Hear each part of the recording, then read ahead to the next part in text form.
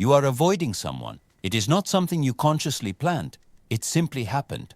The person reached out to you. You saw it. You read it. And you decided not to respond. Not now, maybe later, or never. You still do not know.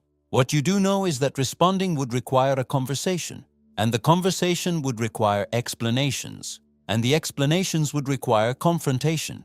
Confrontation requires presence. It requires looking someone in the eyes, literally or metaphorically, and saying something that is going to be uncomfortable. So you choose silence. And silence brings immediate relief. You avoided the discomfort, avoided the tension, avoided having to say that you no longer want to continue, that the person drains you, that you changed your mind, that it simply ended and you do not quite know why. The other person keeps waiting. You know that. You know they are on the other side, confused, trying to understand what happened, trying to figure out if they did something wrong, if you are upset, if something serious occurred. But you have already moved on. You are already thinking about something else. You have already forgotten that you owe a response. Or you have not forgotten, but you chose not to remember.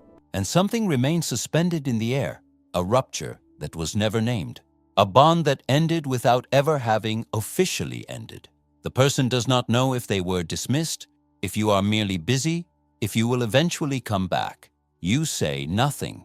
And in that silence, the other person, in a simple way, ceases to exist for you, as if closing your eyes were enough to erase someone's presence, as if the other person's existence depended on your attention.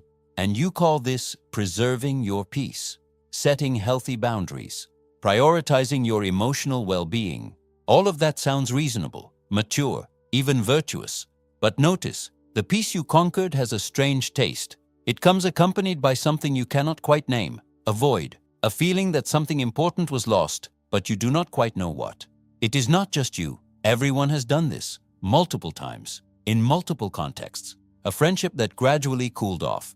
You stopped returning calls, stopped accepting invitations, stopped showing up at the places where you knew you would run into the person. They insisted for a while, sent messages, reached out to you, asked if everything was okay. You always had a plausible excuse: too busy, intense workload, family needing attention, personal issues, until the person stopped insisting, got the silent message, and you two never spoke again. No fight, no argument, no ritual closure. The friendship simply evaporated, as if it had never existed. Or that work colleague with whom you promised to stay in touch after one of you changed jobs. "Let's grab coffee sometime," you said with sincerity in the moment. You genuinely believed it was going to happen. The person followed up a few times in the first weeks. You always agreed without commitment. "Yes, definitely, next week we'll find a time." Next week never came. It became next month. It became someday. It became never. And at some point, the person stopped asking, understood that you did not want to, or maybe they did not understand anything at all. They simply got tired of trying. Either way, the result is the same. You moved on without looking back. Or that person you began getting involved with romantically. You went out a few times. There was chemistry. There were expectations. There was emotional investment, especially on their side. And then you simply stopped. You did not say, "I no longer want this." You did not say, "It did not work out." You did not say, "I met someone else." You just disappeared, stopped responding with the same frequency, then stopped responding altogether, left the person in an emotional void. They sent a message asking if something had happened. You did not respond. Or you responded with something vague that explained nothing. And then you disappeared again, no coming back this time. And the justification came easily, almost automatically. You have the right to preserve your emotional energy. You do not owe romantic accountability to anyone. You are not obligated to sustain a relationship that no longer serves you. No one owns anyone. You did not sign a contract. You made no formal promises. So why should you explain yourself? Why should you submit to the discomfort of a difficult conversation when you can simply leave in silence? Contemporary therapeutic language fully validates this. Setting boundaries, prioritizing your mental health, not sacrificing yourself for someone else's emotional comfort, recognizing toxic relationships and distancing yourself from them. All of this sounds not only reasonable, but largely healthy, and it is, in part. The problem is that at some point, without anyone quite noticing when or how, setting boundaries became synonymous with disappearing without explanation. prioritizing your peace became synonymous with avoiding any difficult conversation. Thus, recognizing toxicity became synonymous with anything that bothers me is almost by default toxic and must be eliminated. You outsource the emotional labor of closure to the other person. The person left without answers must alone figure out that it is over, must alone interpret your silence as a definitive response, must alone deal with the emotional ambiguity, must alone grieve something that was never truly closed, must alone fill the gaps in the narrative with speculation and self-blame, and you feel free of that burden, light, without weight, without emotional responsibility. After all, no one is obligated to anything in modern bonds, right? Relationships are not legal contracts. Friendships have no termination clauses. You can leave whenever you want, without prior notice, without a transition period, without formal justification, without a farewell ritual, and that should feel liberating, should feel empowering, should make you feel autonomous and mature. But notice one strange thing. Along with this gained lightness comes a feeling you cannot quite name. The world seems colder than before. People seem more disposable. Bonds seem more fragile, as if they could fall apart at any moment without warning. You do not trust that anyone will actually stay, because you know deep down that you can disappear at any moment. You have already done it. You are probably doing it right now with someone, and if you can do it, everyone else can too. So you already enter new relationships knowing that, at their core, they are temporary, knowing that you do not need to invest too much emotionally, knowing that you need to maintain a certain safe distance. Because in the end, everyone disappears sooner or later. It is just a matter of time. It is just a matter of someone deciding that you are more of a burden than a benefit. And then you vanish from the person's emotional map, just as you did with others. And the void you feel is not caused by a lack of people around you. You have contacts, you have acquaintances, you have people you talk to. The void comes from somewhere else. It comes from the feeling that all of these people could disappear tomorrow without explanation. And you would do the same to them. You already have. You are doing it. You will do it again. And this creates a strange kind of loneliness. A loneliness surrounded by people. A loneliness that is not solved by adding more people, because the problem is not quantity. It is density. It is depth. It is the feeling that no one truly sustains anyone, because sustaining requires presence, and presence has become optional. So the real question is not why you disappeared from that specific person. It is not whether you were right or wrong to do that in that particular case. The question is structural. Why has disappearing become so easy? Why can you erase someone from your inner life as if they had never existed? Why does honest confrontation seem unbearable, while cowardly silence seems neutral and even justifiable?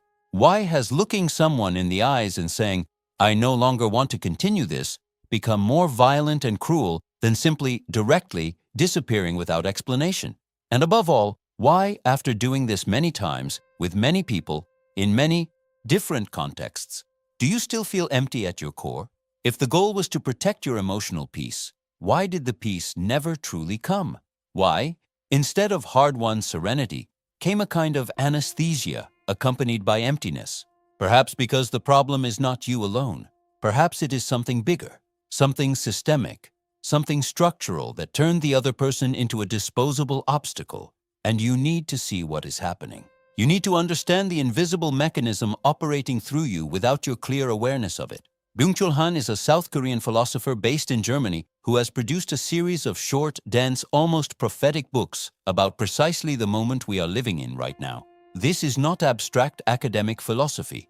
It is surgical dissection of contemporary reality, the burnout society, the expulsion of the other, the agony of eros, psychopolitics. Each book is fewer than 100 pages long, and each one of them will completely recontextualize some aspect of what you feel but cannot quite name. Han's central diagnosis, the one that runs through all of his work and that interests us here without intermediaries, is this: we are living through the end of alterity. And this is not a poetic metaphor, it is a literal and structural diagnosis. The other, the one who is radically different from you, who thinks differently, who wants different things from you, who challenges you intellectually, who unsettles you emotionally, who demands sustained presence from you even when you want to flee, that other is disappearing from contemporary human experience. Not because people have physically vanished from the planet. Of course, you are still surrounded by other human beings.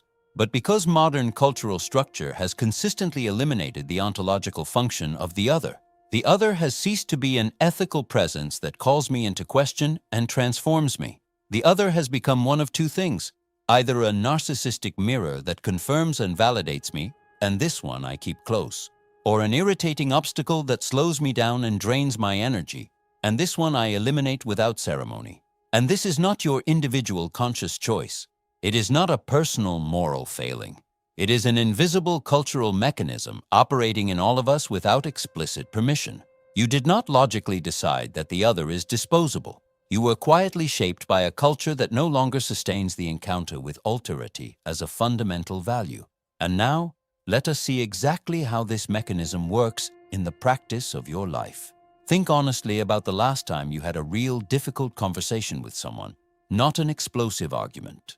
Not a fight, a truly difficult conversation, where you needed to say something that you knew would deeply bother the other person, where you needed to hear something about yourself that bothered you and that you could not simply deny or deflect, where there was real friction, sustained tension, prolonged mutual discomfort, where you could not just outwardly agree and move on by changing the subject, where you both stayed there, present, dealing with the friction. How long has it been since that last happened? Months, years. Perhaps you cannot even recall a concrete example, because genuinely difficult conversations require something that has become extremely rare in modern experience: sustained emotional presence in the face of prolonged discomfort. You truly need to stay there, even when every fiber of your being wants to run, even when the other person intensely irritates you, even when you sharply disagree with what is being said, even when the tension rises and the silence grows heavy and you just want it to be over. You need to sustain the encounter. You need to remain present. You need not to flee. And that costs an absurd amount of emotional energy.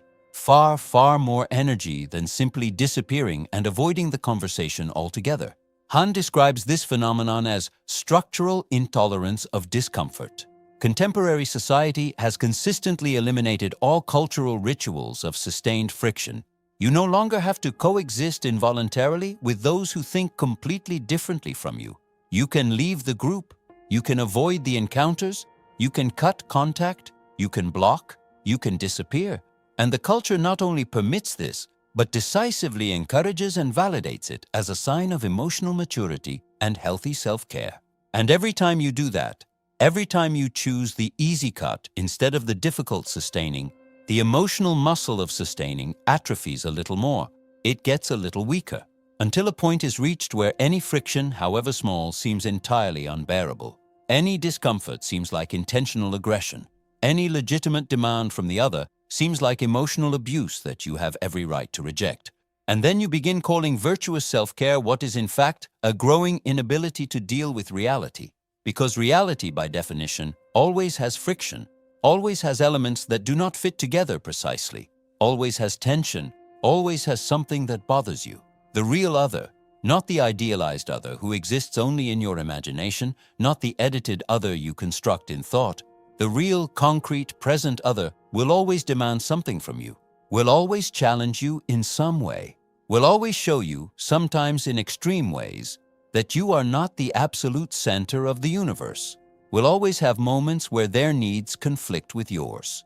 And modern culture taught you that this is optional, that you can leave, that you should leave if you are not being served as you see fit, that you should rigorously prioritize your well-being above any external demand. And philosophically, practically, this is correct in many cases. The structural problem appears when emotional well-being becomes a strict synonym for never being bothered by anything or anyone. When setting healthy boundaries becomes a synonym for eliminating any source of discomfort. When any friction is by default interpreted as a sign of fundamental incompatibility that justifies immediate abandonment without further investigation. Han identifies a fundamental ontological transformation that happened quietly. In the past, in earlier cultural structures, the other was understood as a constitutive presence. I genuinely become human in the encounter with the other. Hegel built an entire philosophy around this and called it mutual recognition. Levinas, a 20th century Lithuanian philosopher, built his entire fundamental ethics around the idea that the face of the other rightly calls me into question, demands immediate responsibility from me, essentially transforms me through the encounter.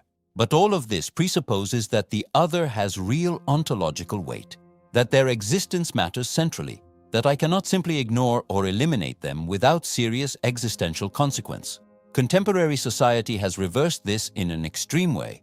The other is now essentially perceived as that which slows down my productive flow, that which drains my limited energy, that which demands my attention when I could be doing something more important. You no longer see the other as a constitutive ethical presence.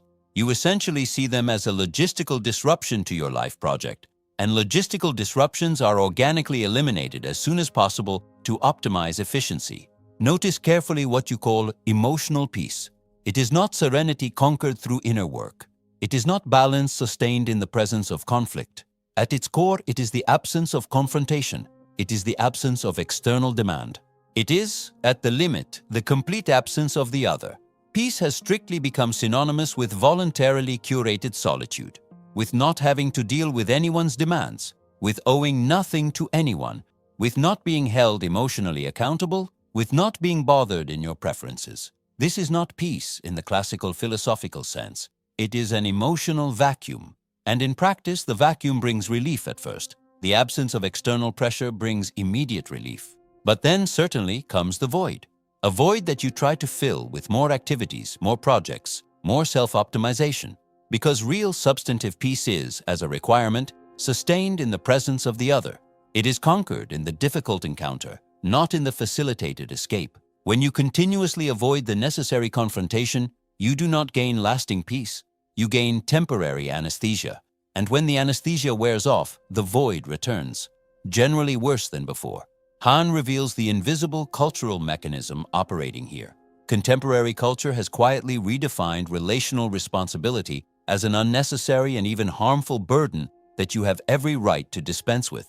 In the past, in earlier cultural structures, ending any significant bond required an explicit ritual. It required sustained presence even in the difficult moment of separation. It required looking someone in the eyes, literally or figuratively, and clearly saying, "This is over." It was emotionally heavy. It was uncomfortable. It was difficult. But the weight had an important cultural function. It openly acknowledged that the other had truly existed, that the bond had real density, that something substantive happened between you that deserves ritual closure. Today, relational responsibility has been culturally redefined as an optional burden that you have every moral right to dispense with in order to protect your well-being. You do not owe anyone an explanation. You do not need to justify your choices. You can simply leave whenever you want. And this was widely sold as conquered emotional freedom and relational maturity. But notice the structural cost of this. If you can justly exit any bond without explanation, everyone else can do the same to you. If you can discard people without a closure ritual, you can also be discarded without ceremony. And the cultural world that results from this logic is not a world of emotionally free and autonomous people. It is a world of people who are fundamentally lonely, living in permanent anxiety of being discarded at any moment without warning. Now let us go one layer deeper to understand exactly why culture did this. Why did it essentially eliminate the ontological weight of the other? It was not a historical accident. It was not natural moral evolution. It was systemic design. Han argues that contemporary performance society needs highly optimized selves, not dense and demanding bonds. Deep relational bonds require substantial time as part of the process. They require considerable emotional energy. They require sustained presence. And time, energy, and presence are the three scarcest resources in the contemporary economy of infinite performance. You need to be producing constantly. You need to be performing in multiple areas simultaneously. You need to be optimizing yourself without pause. You need to always be available for the next professional project, the next self-improvement objective, the next performance goal. The other who demands genuine relational sustaining truly slows all of that down. The other who regularly demands emotional presence directly steals your productivity.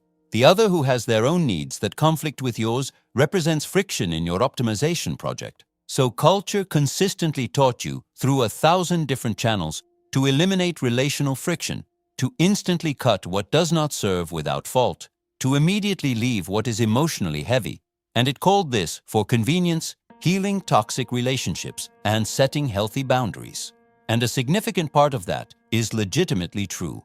There are bonds that undoubtedly destroy you at every turn. There are people who in practice lucidly exploit you. There are relationships that are in fact harmful and from which you must exit at all costs. But culture did not teach you to differentiate with nuance. It did not give you tools to distinguish between productive discomfort and toxic destruction. It taught you a simplistic binary rule. Any relational discomfort is by itself interpreted as toxicity. Any demand from the other is read as potential abuse. Any friction is taken as a clear sign of fundamental incompatibility that justifies immediate abandonment with no further investigation. And the concrete, visible, measurable result is that you cut everything indiscriminately, even bonds that were essentially real, even relationships that had substantive depth, even connections that could have developed into something solid and sustainable if you had sustained the temporary discomfort of the difficult phase. You eliminate everything that creates friction. And in the end, what remains? Thoroughly superficial bonds, connections without density, relationships that exist only as long as they are in any way easy and convenient. And notice the perverse and cruel irony of the system. You disappeared from people's lives to protect your emotional peace, but now you live in permanent relational anxiety of being discarded for any minor reason. You eliminated the weight of the other to gain lightness, but now the bonds have no density whatsoever, and you float without anchoring. You conquered radical freedom to leave whenever you want, but now nothing seems solid enough for you to actually want to stay. Han was absolutely right. When you constantly expel the other from your emotional life, you do not gain liberating autonomy. You gain structural loneliness disguised in the realm of discourse as virtuous self-care. And here is the fundamental turning point you need to see with clarity above all else. Listen to this with complete attention. The problem is not you deciding on your own to protect your emotional peace in specific cases. It is not you setting necessary boundaries in genuinely harmful relationships. It is not you leaving bonds that in practice destroy you at every moment. Those are legitimate. The structural problem is that an entire culture of systematic intolerance of discomfort completely dissolved the ontological presence of the other in order to keep the narcissistic self intact forever and never disturbed. You did not consciously choose this structure. You did not wake up one day and calculate that the other is disposable. You were invisibly shaped from childhood by invisible cultural mechanisms. Every time you avoid a necessary difficult conversation, you are unconsciously reinforcing a broader system that redefines the other as optional and dispensable. And when the other customarily becomes optional, relational bonds inevitably lose substantive meaning. Because relational meaning by its nature exists only in sustained mutual recognition. And mutual recognition requires real presence. And real presence requires the capacity to sustain temporary discomfort. And sustaining discomfort is precisely, exactly, what the entire culture systematically taught you to avoid at all costs. You are not being selfish in a right or wrong sense. You are being practically efficient within an economic and cultural system that at its core needs you not to linger in anything emotional, not in deep relational bonds, because deep bonds cost time, and time is the resource that the system most needs to continuously extract from you. Now you see the system operating. Ghosting is not an isolated individual gesture. It is a systemic cultural symptom. The progressive loss of meaning in relational bonds does not originate from your personal inability to communicate or your individual moral character failing.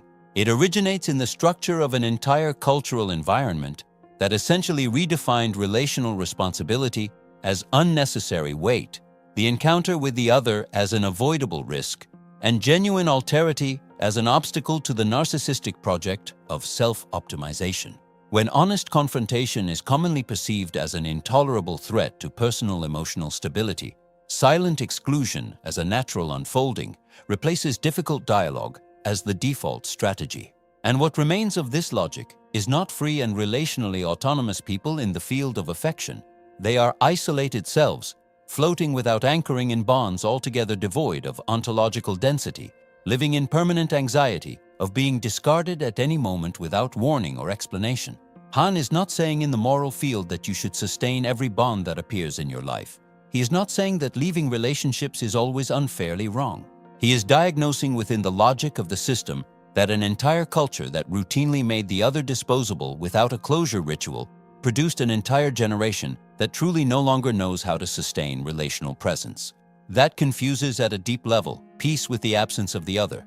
That confuses freedom with chronic loneliness. That confuses legitimate self-care with a growing inability to deal with any dimension of reality that is even slightly uncomfortable.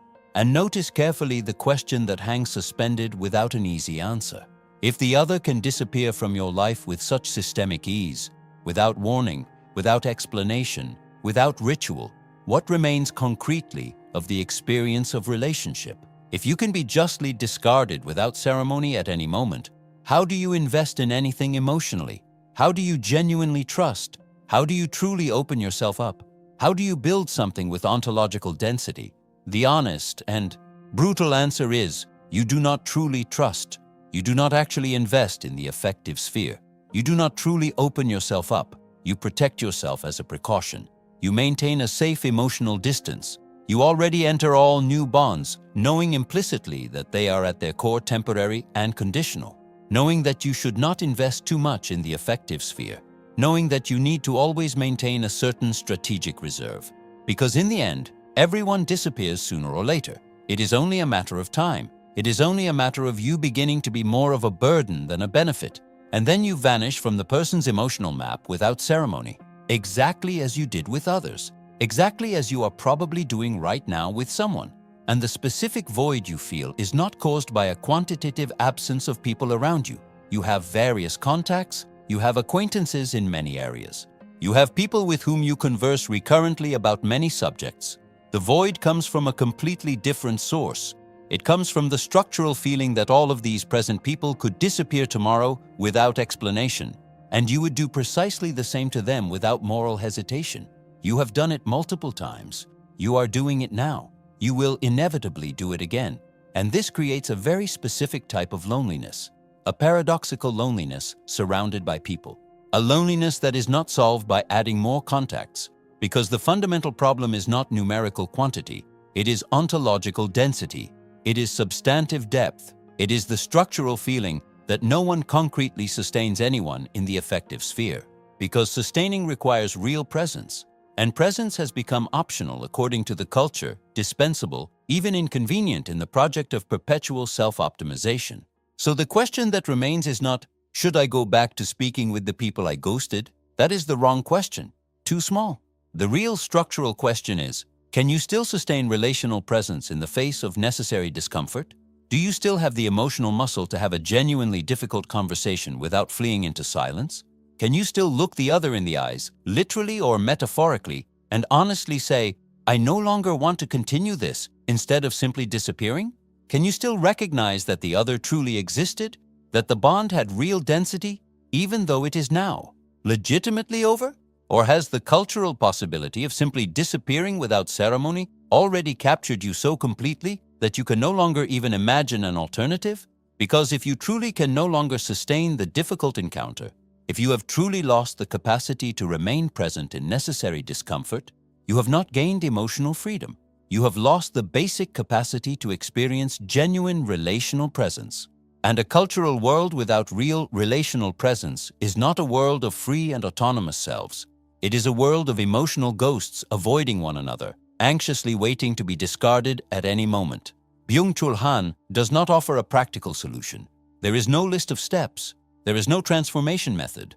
And I am not going to offer one either, because structural lucidity is not primarily about solving problems. It is about seeing invisible systems operating. Now you see it clearly. The other does not disappear merely because you stopped responding in a particular way. The other disappears because the entire cultural structure already eliminated their ontological function beforehand. And you can consciously choose to keep reinforcing this system. You can continue ghosting people without explanation. You can continue avoiding every difficult conversation. You can continue prioritizing the absence of discomfort over relational presence. Or you can try, with great effort and little guaranteed success, to sustain presence precisely where, by cultural standards, everyone is programmed to flee. It will not be easy, it will not be comfortable, and by all indications, it will not magically resolve your existential void. But at least you will consciously know the fundamental difference between substantive peace, conquered through presence, and the mere temporary absence of the other, verbally disguised as self-care. If you want to keep seeing the invisible cultural codes that shape behavior, emotions, and perception in the contemporary world, subscribe to this channel. Here we reveal structural systems. We do not sell practical solutions. Lucidity, not transformation.